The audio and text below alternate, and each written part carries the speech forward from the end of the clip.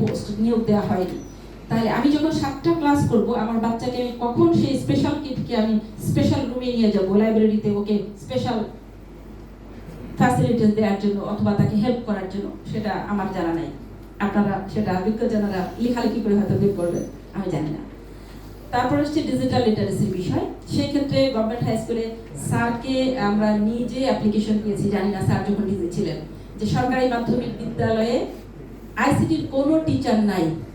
আমি English teacher, আমি জীবনে আইসিটির ট্রেনিং নিয়েছি পরে, বাট আমার বেসিক কোনো লার্নিং নাই।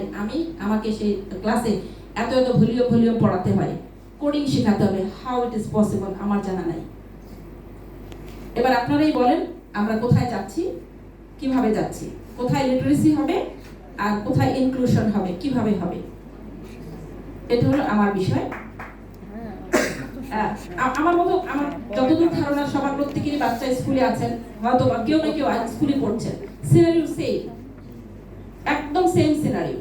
এবার আমার স্কুলে একটা বাচ্চা আছে, সে হয় আমার বাসার হোম মেকারের একটা বাচ্চা, যেহেতু পাবলিক স্কুল যে কেউ ভর্তি হতে পারে, এখানে কোনো আমরা ব্যারিয়ার করতে পারছি না।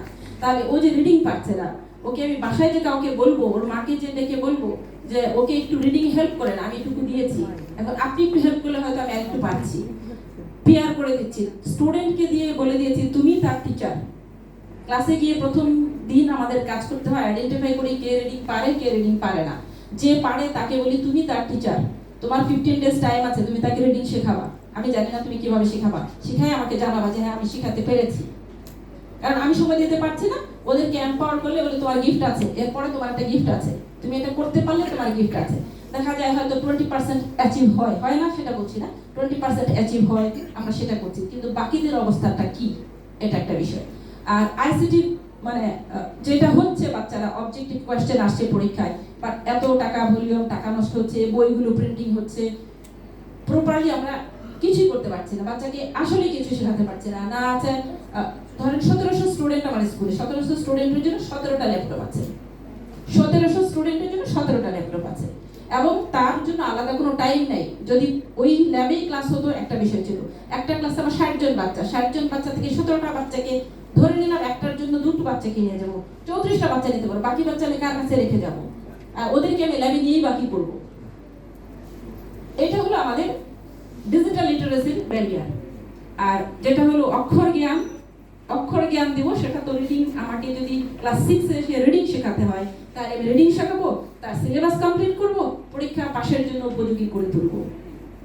আমি শিক্ষক, আমি কি করব?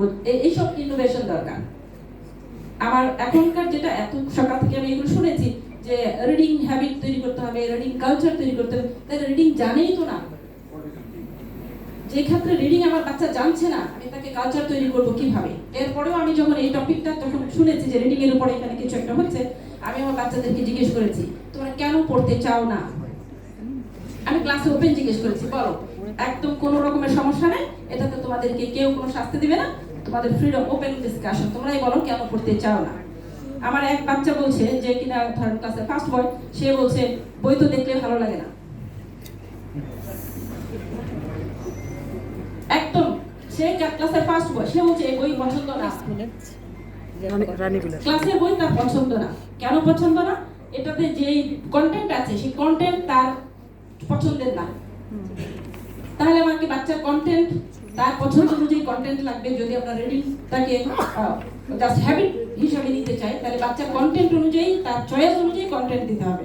ওখানে খেলার কন্টেন্ট লাগবে, ওখানে আপনার তার কি কি চয়েস, তার এইজ অনুযায়ী কি কি লাগবে, সেই এইজ অনুযায়ী তার কন্টেন্ট লাগবে।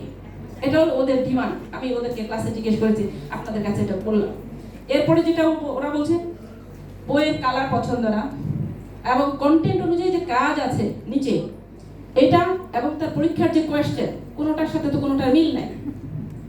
পরীক্ষার প্রশ্নের জন্য একরকমের প্রস্তুতি নিতে হচ্ছে তাকে, বই একরকম আছে, বইয়ের নিচের এক্সারসাইজ একরকমের আছে। তাহলে বাচ্চা কেন পড়বে? একটু আগে বলেছিলেন স্যার গাইড বইয়ের বিষয়। এখন গাইড আমরা যদি টেক্সট বুককে ঠিকঠাক মতো করে না করি, গাইড বই ছাড়া বাচ্চা যাবে কোথায়? পরীক্ষা তো পাস করতে হবে, নাহলে তো বাবা মা দিবে ঠাসা নিয়ে, A+ কেন পেলা না?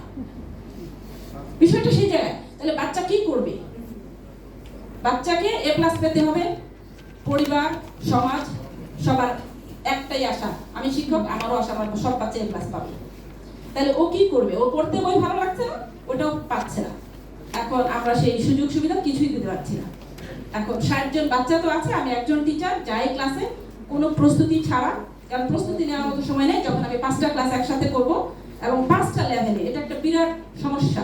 যেমন আমি ক্লাস 6 একবার নিব, জাম্পিং করছি, এই পরের পিরিয়ড আমাকে 7-এ যেতে হচ্ছে, পরের পিরিয়ডে 10-এ যেতে হচ্ছে, আবার 8-এ আসতে হচ্ছে, আবার 9-এ যেতে হচ্ছে। আমি একজন টিচার, তাহলে কোন সাবজেক্টের জন্য কোন ক্লাসের জন্য প্রস্তুতি নিব আমি জানি না। কত প্রস্তুতি নিব এবং লেভেল অনুযায়ী বাচ্চার জন্য প্রস্তুতি নিতে হবে। যে রিডিং পারছে না তার জন্য একরকম, যে পারছে তার জন্য একরকম, যে আউটস্ট্যান্ডিং তার জন্য একরকম। আমার মনে হয় স্যার সব প্রশ্ন উত্তর দিবেন, আশা করছি। ধন্যবাদ।